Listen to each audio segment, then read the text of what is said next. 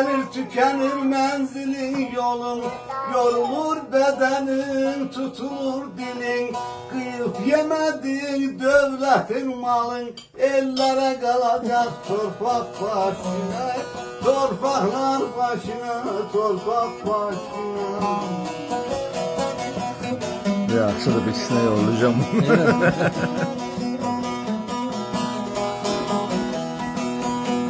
Ay sevapla gidersin alırsın rahmet, günah götürürsen çekersin zahmet.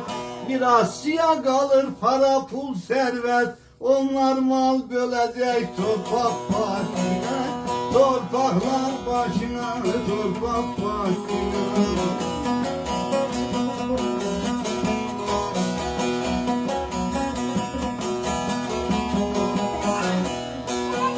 Bak bu yolda günah da var sevap da, hakla gidersen kalır hesapta. Dünyadan olmazsan o bir tarafta, kul hakkını alacak torpak başına. Torpaklar başına, torpak başına.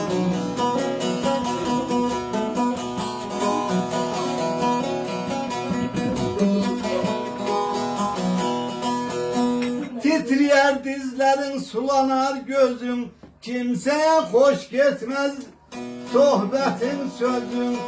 Hanımın evladın, gelinin kızın, vay başına gülecek torpak başına. Torpaklar başına, alkışlar.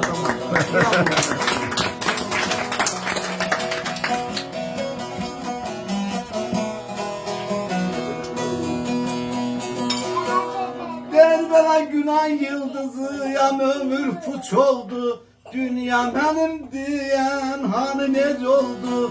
Saltanat sürenin sonu hiç oldu. Ay yaşayan ölecek torpak başına.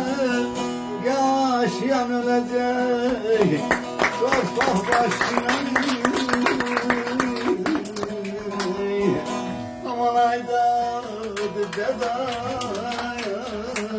Yaşa Gozal, yaşa Gozal. Yaşa, yaşa. Eyvallah.